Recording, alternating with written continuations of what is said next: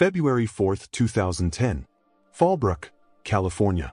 It's known as the avocado capital of the world. A place of rolling hills, quiet cul-de-sacs, and an unspoken promise of safety. For 40-year-old Joseph McStay, it was the place where he was building his version of the American dream.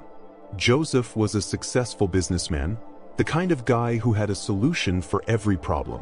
He ran Earth-inspired products, a high-end decorative fountain company. His wife, Summer, was 43, a fierce and protective mother who was currently overseeing the renovations of their new home on Merritt Drive. They had two sons, 4-year-old Johnny and 3-year-old Joseph Jr. On this particular Thursday, the morning began like any other. The sun crested over the hills, the yard, and Joseph checked his emails. By all accounts, it was a peaceful morning. But as the sun began to set over the Pacific, something happened. Or rather, something stopped happening. The emails stopped. The phone calls went to voicemail. The house on Merritt Drive went dark. And for the next 3 years, the world would ask the same question. How does an entire simply evaporate? To understand the mystery, you have to understand the people. Joseph McStay was described by friends as steady. He was the anchor. He was deeply involved in his business, often working with his business partner, Charles Chase Merritt. Joseph wasn't a risk taker, he was a planner. Summer McStay. She was a former real estate agent, intensely private, and devoted to her boys.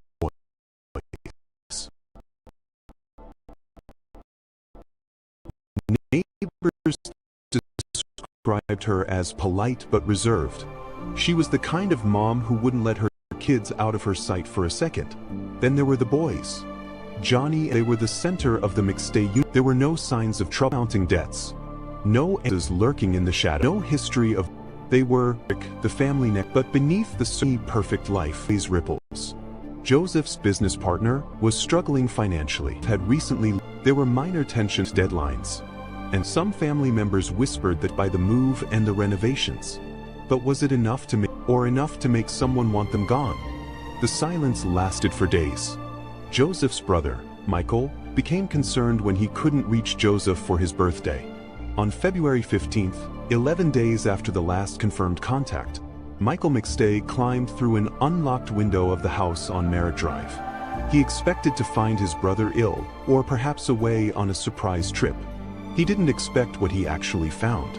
The house was a time capsule of a moment interrupted. There was no blood, no signs of a struggle, no overturned furniture, but the details were haunting. A bowl of popcorn sat on the sofa, as if the family had just been settling in for a movie. In the kitchen, a carton of eggs sat on the counter, and 2 bowls of bear-shaped porridge had been left out. They had rotted. The family's 2 dogs, beloved companions, were in the backyard. They were thin, dehydrated, and barking at nothing. The McStays hadn't packed. Their toothbrushes were in the bathroom. Summer's sunglasses were on the table. The boys' car seats were still in the family's other vehicle. It looked as though the family had been snatched out of their lives in the middle of a heartbeat. When San Diego County sheriffs arrived, they were baffled. If the family had been kidnapped, where was the evidence of a break-in? If they had left voluntarily, why leave the dogs to starve? Why leave the popcorn? The investigation was about to take its first and strangest turn. Detectives began tracking the family's 1996 Isuzu Trooper. On February 8th, 4 days after the disappearance, the vehicle was found. It wasn't in Fallbrook. It was 80 miles south in San Isidro, parked in a shopping center parking lot just steps away from the Mexican border. When police searched the car, they found nothing. No DNA that didn't belong there. No struggle. Just an empty SUV. Then, investigators looked at the surveillance footage from the border crossing.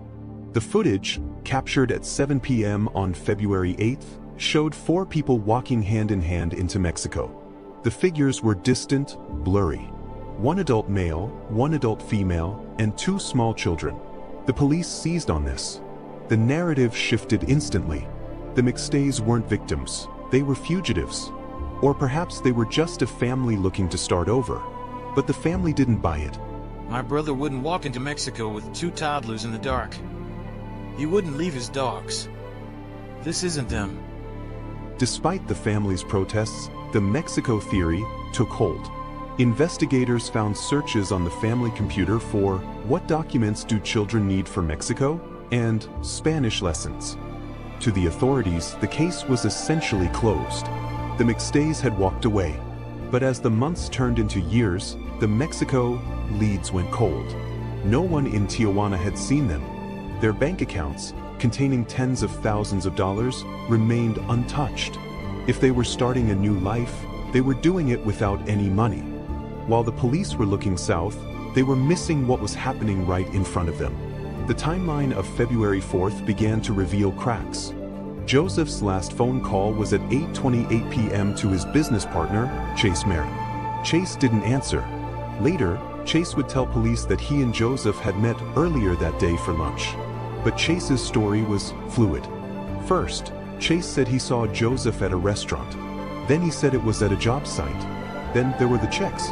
In the days following the disappearance, while the family was supposedly walking into Mexico, thousands of dollars were being transferred from Joseph McStay's business account to Chase Merritt. The checks were backdated. Even more disturbing, Chase Merritt's cell phone pings. On the day the family vanished, Chase's phone didn't stay in his home area. It pinged in the high desert of San Bernardino County, a desolate area nearly 2 hours north of the McStay home. When police questioned him about it, Chase had an answer for everything. He was a handyman, he said. He was always driving around. He loved the McStays. He was the one helping the police find them. In fact, Chase Merritt gave several interviews to news outlets, appearing distraught, calling Joseph his best friend. And because the police were so convinced by the border crossing footage, they didn't look at the desert. Not yet. 1 year passed. Then 2. The McStay house was sold. New families moved into the neighborhood. The popcorn on the sofa story became a local urban legend, a ghost story told by teenagers. The San Diego Sheriff's Department handed the case over to the FBI. The prevailing theory remained: they are in Mexico. They don't want to be found. But the silence from the McStay children was the loudest clue of all. Children grow. They need doctors. They need schools. In the digital age, you can't keep 2 children off the grid forever. Not unless they aren't on the grid at all. In November 2013, a motorcyclist was riding through the Mojave Desert near Victorville, California. He veered off the trail and noticed something white bleaching in the sun. He thought it was an animal bone. Coyote, perhaps. He knelt down, brushing away the sand. And that's when he saw it.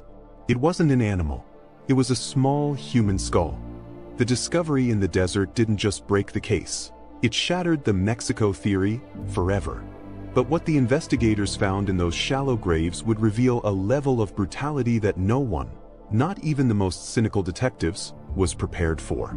Who was the man in the border footage? Why was a 3-pound sledgehammer found buried with the toddlers? And how did the killer manage to walk among us for years, pretending to be a grieving friend?